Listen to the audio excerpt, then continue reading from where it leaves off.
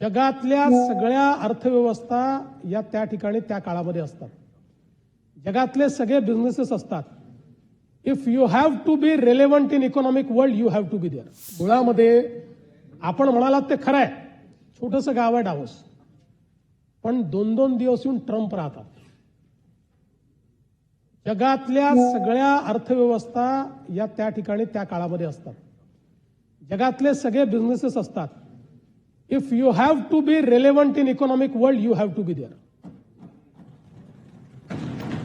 आणि मला सांगताना आनंद वाटतो की आम्ही महाराष्ट्राचा रेलेव्हन्स तिथे इतका वाढवला आहे की डावोसमध्ये ज्या काही वेगवेगळ्या चर्चा असतात त्यात महाराष्ट्राची देखील एक चर्चा असते. इतक्या मोठ्या प्रमाणात या ठिकाणी आपण हे करतो आणि हे खरंच आहे. आता डावोसला काय आपण त्यांना बोलून इथे देखील करू शकतो, करू शकत नाही असं नाही आहे.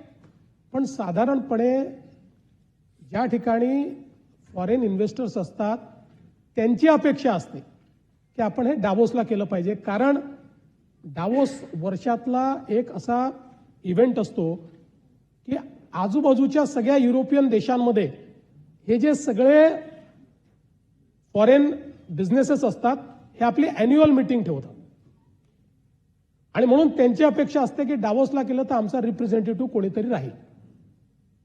दुसरं असं आहे की आपण जर बघितलं तर थेट फॉरेन कंपनीज आपल्याकडे येत नाहीत. आपला इंडियन पार्टनर असतो पण त्याच्यामध्ये 60% 70% पैसा या फॉरेन कंपनीजचा असतो, त्या लावत असतात. किमान 30% तर असतोच.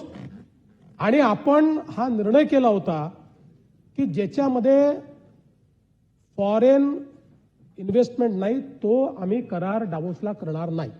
ज्याच्यात फॉरेन इन्व्हेस्टमेंट आहे तोच आम्ही डावोसला करू. आता मला सांगा, आपण सगळेच राज्य मोठ्या मोठ्या परिषदा घेतो इन्व्हेस्टमेंटच्या. का घेतो? आपापल्या मंत्रालयात बोलवलं पाहिजे आणि तिथे करार केला पाहिजे. कारण उत्सव केला की जास्त लोक येतात, उत्सव केला की त्याला प्रायमसी मिळते, उत्सव केला की आपल्या राज्याची ताकद लोकांपर्यंत पोहोचते, आपलं मार्केटिंग लोकांमध्ये होतं. आणि म्हणून या ठिकाणी डावोसला अशा पद्धतीनं आपण हे करतो. मग काय नेमकं होतं डावोसचं, असाही प्रश्न योग्य आहे.